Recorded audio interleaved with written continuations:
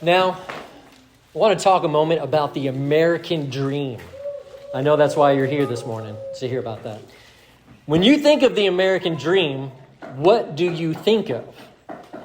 Maybe you think of opportunity, advancement.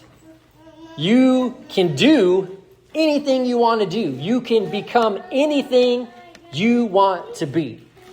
Like I've said before, our country, greatest country in the history of the world. If you want to be a clown and make a career as a clown, you can do that in this country.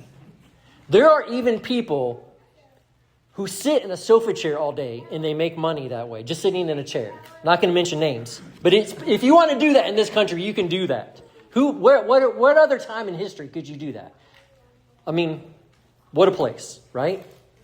But what is the end goal of the American dream?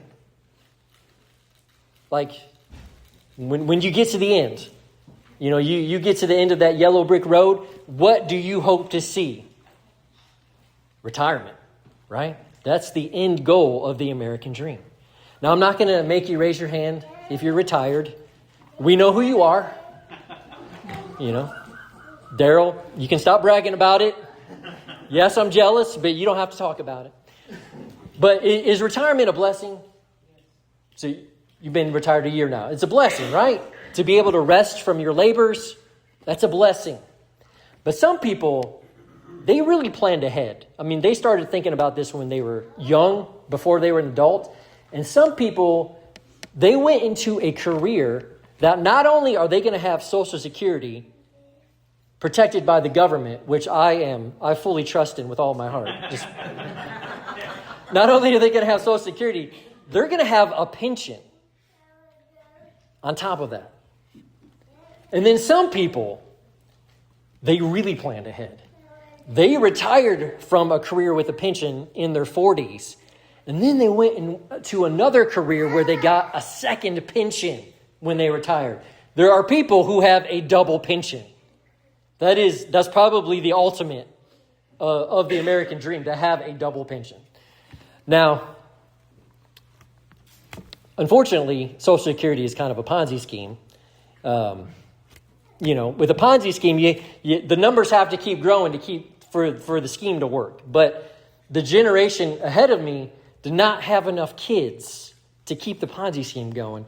So everyone who's retired now, the money's running out. When I get to 65, there's not going to be any money left for Social Security. It's going to be all gone. So I figured out a little while ago, I needed to try to find a career that I could do when I'm like 88 years old. Lord willing. Because you never know. You never know. Now, I know this feels like a tangent. There's actually a point to this. You think about the double pension people, right? That's like mythical legend stuff of the American dream. What if I told you there's actually something better? Now, because the double pension, that's so hard to achieve, that most people can't achieve that. But there's something better that you can achieve. And not only that, you think about the double pension, how long do you get to enjoy that? Not that long. Like, best case scenario. I mean, if everything goes perfect, maybe 40 years at the most. But realistically, you're looking at 15, 20 years. For some people, less than that, right? So you don't get to enjoy it that long. But what if there's something you could enjoy for much, much longer, and it's even better than the double pension? Would you be interested in hearing about it? Anybody? Okay. You didn't know this, but you have just been roped in to a sales pitch for a timeshare. And for the next 2 hours, I'm going to explain to you about how your life is about to change. All right. Some of that was a joke. Okay, let's look at 1 Corinthians chapter 3. 1 Corinthians chapter 3. Now, we are stepping in to the middle of an awkward situation. We are stepping into the middle of a fight before. I don't know if you've ever accidentally walked on a fight or an argument. It's very awkward, and we're about to experience that. You're around the corner and you see people going at it, and you're like, I'm just going to back up. But we're going to dive right in here. So Paul had started this church in Corinth. And a little while later, this guy Apollos comes in. And Apollos is so impressive. He is such an amazing preacher. The Corinthian Christians were like, we kind of like Apollos better than Paul. And they started saying, well, how about we should just follow Apollos? And then others were like, no, let's follow Paul. And then some, the super spiritual brown nosers are like, well, I follow Jesus. I don't follow any of those guys. And so there's these factions and fighting going on. And Paul's like, you guys got to stop. So that's kind of the situation we're walking into here. So look at chapter 3, verse 5. After all, what is Apollos? And what is Paul? Only servants through whom you came to believe, as the Lord has assigned to each his task. Now, if you were Paul, could you say that? Would you have the humility to say that? To look at people and say, you know what I am? Not much. Not much. Paul's probably not much to look at and just not much in general. That's what he's saying. I'm just a servant. And later on, he's going to talk more about this, but he's like, guys, we're just servants. We're nothing more than that. He says, we've been gifted by God, yes. But where does the gift come from? Did I earn that gift? No. He's going to say later on, he says, the gift comes from God. So who gets the credit? It's God. God gets the credit. God has the power. It's not Apollos. It's not Paul. We're just nothing. We're servants. That's it. And he's going to say, it reminds me of that time when Jesus was arguing with the Jews. And the Jews are like, you can't talk to us that way. We're children of Abraham. And Jesus says, well, God can raise up children for Abraham from these rocks over here. So you're not that special. But, the people with the gifts, they're not that special. It's a gift that came from God. God is the special one. God is the great one. These guys are just servants. And what we have to remember is God can gift whoever he wants, whenever he wants. The power of God is so great. He can take the lowliest person in this country and raise them up to do something extraordinary. That's the power of God. So Paul's like, let's get off this Apollos versus Paul. It's all about God. And let's face it, we're all replaceable. Not one of us isn't replaceable. That's a good thing to always remember. Now look at verse 6. I planted the seed, Apollos watered it, but God has been making it grow. So neither the one who plants nor the one who waters is anything, but only God who makes things grow. So who gets the glory? It's God. Yeah. Does Apollos or Paul get the glory? No, it belongs to God only. Now, is planting and watering important, though? Yes. If you don't plant the seed, is it going to grow? No. If you don't water the seed, is it going to grow?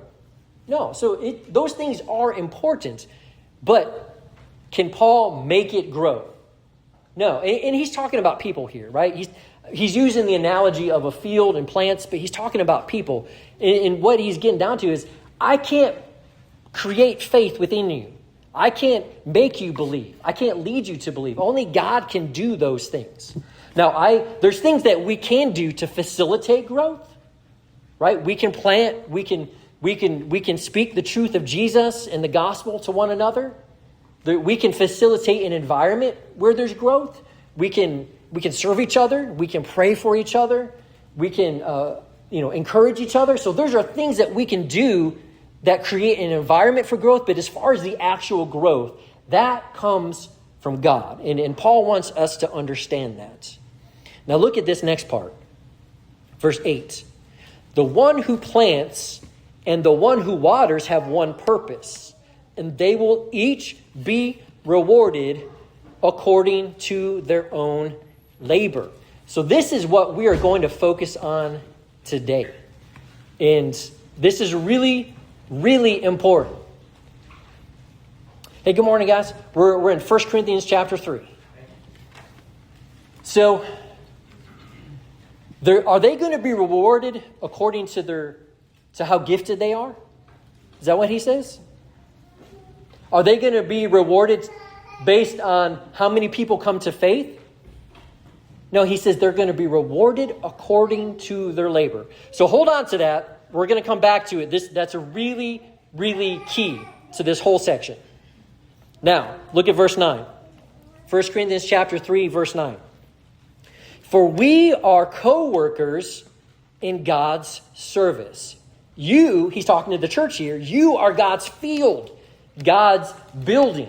So at this moment, Paul is going to transition illustrations here. He's been using the illustration of a farmer and a field. Now he's going into construction, something that, some of us are more comfortable with the farming, some are more comfortable with the construction. Now, he's not really talking about a building, though. He's talking about the church. So don't get confused here. When he talks about building, he's talking about people in the church. He's talking about growing in faith and maturity. So look at verse 10. By the grace God has given to me, I laid a foundation as a wise builder, and someone else is building on it. He's talking about Apollos. But each one should build with care, for no one can lay any foundation other than the one already laid, which is Jesus Christ. Now, here's where it's going to get really, really interesting, because he's going to say, okay, if we think of a church or a person's faith, the foundation of a person's life, of their faith, is Jesus. But he says, what gets built on Jesus? He says that can be different depending on who's doing the building. He says, and what kind of materials you use for that building, that really, really matters. Now, I'm thankful that Frank is here, because Frank, in his construction work, he tests the quality of the concrete that's being used for construction. And if we're thinking about, the quality of materials that get used to build, how important is the quality of the concrete? If it's below standards, what's going to happen? Tear it back out. Yeah, if you try to build a building with poor quality concrete, that building is not going to last. And every once in a while, we hear stories like that, don't we? We hear stories. Usually it's from other countries that don't have the codes, but you'll hear of this massive building that collapses, either because it was built wrong or they used poor quality concrete. So if you're building a building that people are going to be in, the quality of the materials, you can't exaggerate the importance of that. I mean, this is literally life or death. So when Paul's talking about this, he's thinking about life and death here. You got to build with the right materials. So let's look at what he says. Verse 12. If anyone builds on this foundation using gold, silver, costly stone. Now those things sound nice, right? I'd like to live in that. Or wood, hay, straw. Do you want to live in that? You want to live in a building made out of straw? I'm wondering if Paul is referencing the three little pigs right here. I cannot prove that one way or the other. But look at verse 13. Their work will be shown for what it is, because the day will bring it to light. It will be revealed with fire, and the fire will test the quality of each person's work. If what has been built survives, the builder will receive a reward. If it is burned up, the builder will suffer loss, but yet will be saved, even though only as one escaping through the flames. Now, I have never been in a church where this particular scripture was taught. In my opinion, out of all the scriptures that never get taught, or usually never taught in church, this might be the most important one that you will never hear about in a church. This truth that we're going to learn today directly affects your eternity. So it's kind of a big deal. So what he says is, all of us are working for God. All of us are laboring for God. He says there's coming a day. Now, what day is that? It's the day of judgment. He says there's going to come a fire on that day, And that fire is going to test the quality of the work that you've done for God. Is that a little scary to you? It should be. Not in this letter, but in the next letter, Paul says this knowledge causes him to live in the fear of the Lord. So yeah, that's a little scary. But there's a really, really cool part here that I want you guys to look at. What Paul is saying is that it is possible for the labor that you do in the Lord, the work that you do in the Lord, it's possible for it to survive the fire. So think about this. The work that you do in this life and in this world, somehow by the power of God, God is going to incorporate it into the next life, into the next world. The new creation that we're going to be reading about at the end of Revelation, I'm sorry we haven't gotten there yet. It's going longer than I thought it would. Maybe by the end of summer we'll get there. But the new heaven and the new earth at the end of Jerusalem, God is letting us be a part of the building of that new creation. If you were God, would you give me the keys to that car? Yeah, he's doing it. So when Paul says that we are co-workers with God, that's part of what he's talking about right here. God is going to let us help in the new creation. And the work we do right now, if it survives the fire, it's going to last. It's going to be a part of the new creation. That's mind-blowing stuff for me. That's you can't exaggerate how incredible that is. So, let's think about the labor here. What kind of labor is Paul talking about? Well, if you listen to some preachers or some people talk, the only labor that counts is the preaching of the gospel, right? Like if you're not up here in the pulpit, then sorry, you're out of luck. There's nothing you can do. Like as if that's the only thing that matters. Let me tell you, how many people come to faith because whoever's standing up here preaches a great sermon? Is that what leads people to faith? No, that's not what leads people to faith. This is of such least importance, I'm not even going to talk about it. So what kind of labor is Paul talking about? Well, we know in Paul's letters, whatever you do, in word or in deed, do it all in the name of the Lord. So that means, if I'm 99 years old, I can't even get out of my house. Can I still labor in the Lord? Is that possible? You better believe it. It is absolutely possible. If you have a mind that can pray, you can work for Jesus. You can do incredible work for Jesus if that's the only thing you could do. If you have $1 that you can give, you can work for Jesus. If you have an encouraging word that you can give, you can work for Jesus. And let me tell you, Jesus is needing to hire right now. If you have the ability to spend time with someone who's suffering, if you can take food to somebody, any labor, any work that you do in the name of Jesus, you are building up God's building, which we're going to come to find out. What is God building? He's building a temple. He's building the church, the temple of God. This is the building project Paul's talking about. And whatever you do in the name of Jesus, whatever labor it is, you're building that project. You are building that temple in the power of God. Does that sound incredible? That's incredible to me. Now go back to verse 12. Go back to verse 12. If anyone builds on this foundation using gold, silver, costly stones, wood, hay, or straw, their work will be shown for what it is, because the day will bring it to light. It will be revealed with fire, and the fire will test the quality of each person's work. All right, so we've talked a little bit about the labor. What about the quality here? What is it that determines the quality? Well, Paul doesn't say exactly at this point, but we read about it earlier. How is God going to reward people?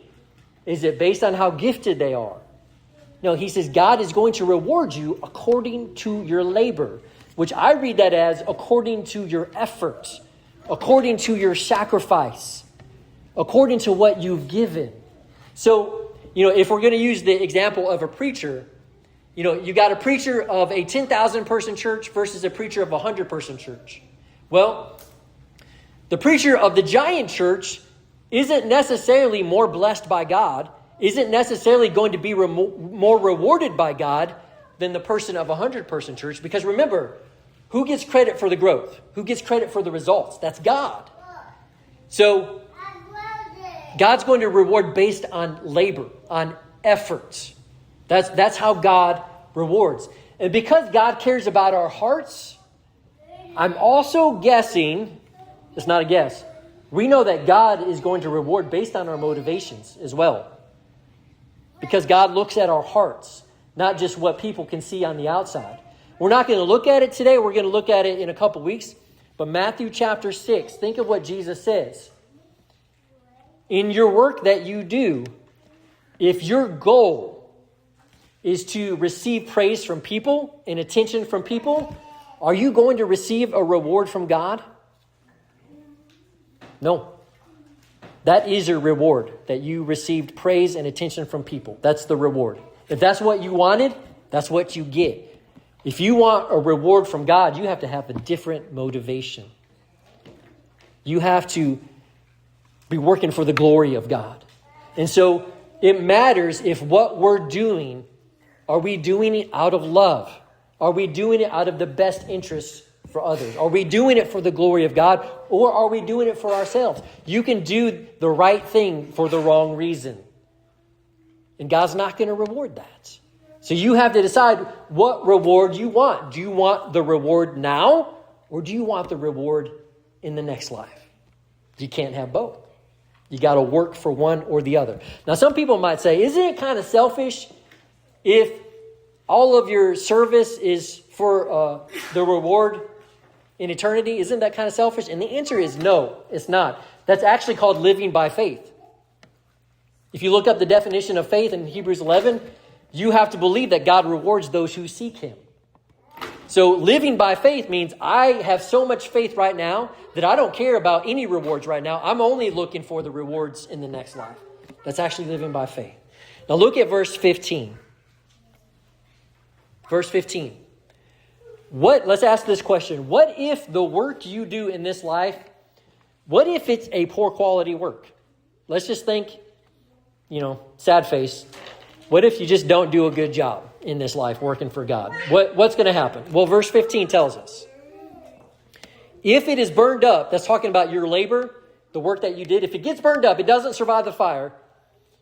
The builder will suffer loss, but yet will be saved, even though only as one escaping through the flames. So if you do a poor job for God in this life, do you lose your salvation? The answer is no, you don't. But I do have to give a warning here. I do have to give a warning because there are two parables of Jesus that are absolutely terrifying. There's the parable of the talents and the parable of the wicked servant. In both of those parables, there's a person who does zero work. It's not that they do a bad job, they do no job. They do zero work at all. And both of those people end up losing everything. They lose everything, and they get assigned a place with the unbelievers.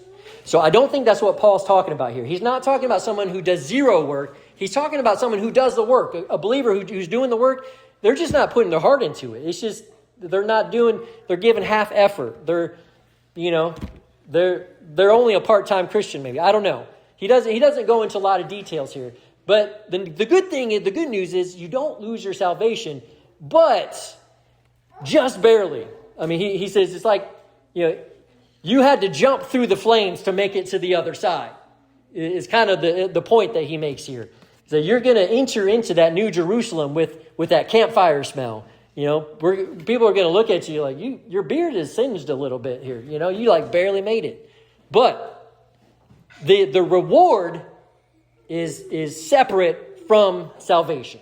Kind of like how we say the Lord's Supper is separate and apart from the contribution. Even though they go together, you can have the Lord's Supper without the contribution, but you really want both together. That's kind of the point here with salvation and the reward. You can get the salvation without the reward, but you want both. They go together. Okay.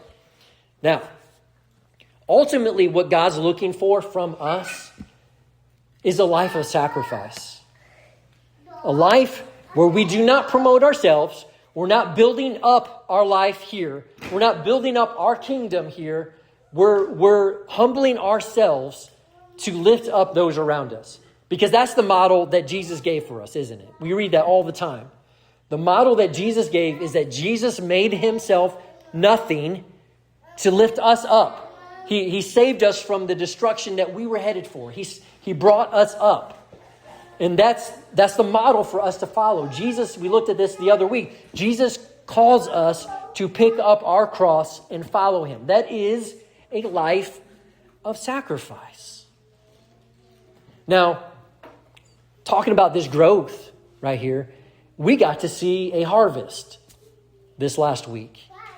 If you've been following the story of Chris and Valerie Gambrill, they got to enjoy an incredible harvest this last week. Something that they've been laboring for over a decade. So if you don't know the story, Chris and Valerie Gambrill, they are Christians in the city. We don't like to talk about the city, but they actually live outside the city. They're actually country folk. But Chris and Valerie, over 10 years ago, they were asked to take in a little boy who it was unsafe for him to live at home with his mom. And they took that little boy in. Not that long later, that little boy became a brother. And they took in his sister. And then another sister was born. And they took her in too. And they've been raising 3 children. 3 treasures from God. The most painful part, though, has been a war this whole time. It has not been easy. The courts have been bouncing the kids around. They haven't had the kids the whole time. They've been bounced around. They leave, they come back. They leave and they come back. There's been so many different people with their own agendas wanting different things to happen that have messed up these kids. And these kids have been through real tragedy. Some of these kids have been through more tragedy in their little short lives than I will ever go through in my life. I can't even tell you. They have suffered, and Chris and Valerie, they joined in the suffering of these kids. They really did. I don't know how many sleepless nights they've had. They've lived with years and years of just pure anxiety. Just living in the fear that they're going to get taken from them again. But then this last week, the courts made a final decision that the Gambrills will keep these kids. And this is what they want. This is what the kids want. This is their family. This is the only place they know they have seen actual love. Amazing, amazing people. And only God knows what they've actually lost during this time. I mean, you ask, has the last 10 years, has it taken a toll on the Gambrill family? It has. It has. Only God knows how to measure what that toll is. We can only guess what they've lost. But Chris and Valerie stayed faithful to these kids. They fought for them, even when they didn't have them. And even if the courts had not rendered a decision in their favor, has God been watching? Yeah. Absolutely, God has been watching. God sees and God rewards. And you think, what have Chris and Valerie given up in the last 10 plus years?